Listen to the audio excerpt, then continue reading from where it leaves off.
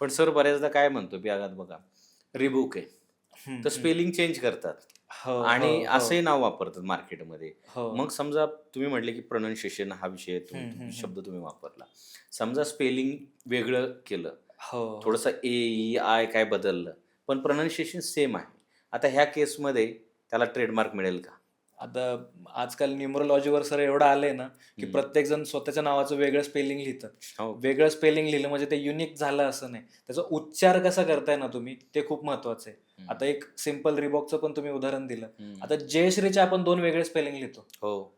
Jayashree R-I पण लिहितो. काही जण आर-आय लिहितात आणि काही जण डबल ई लिहितात. बरोबर. मग ते ते जयश्री आर-आय आणि डबल ई ही ट्रेडमार्कमध्ये एकच आहे. ओके. म्हणजे उच्चार सेम आहे म्हणून. उच्चार सेम आहे म्हणून. तुम्ही फक्त हं. स्पेलिंग वेगळं केलं म्हणजे जनरली लोकं लिहितात वेगळे स्पेलिंग. पण स्पेलिंग वेगळं लिहिलं म्हणून ते होत नाही. त्याचा उच्चार कसा येतोय ना, ते बघतात ट्रेडमार्कमध्ये. म्हणजे फोनेटिक साउंड असं ट्रेडमार्कमध्ये नॉर्मली त्याला म्हणतात, की हं. तो कसा येतोय.